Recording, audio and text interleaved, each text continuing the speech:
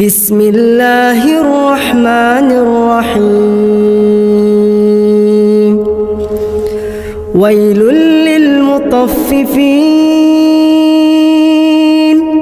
الذين إذا اكتالوا على الناس يستوفون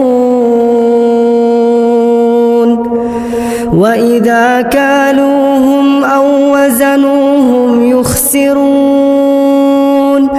ألا يظن أولئك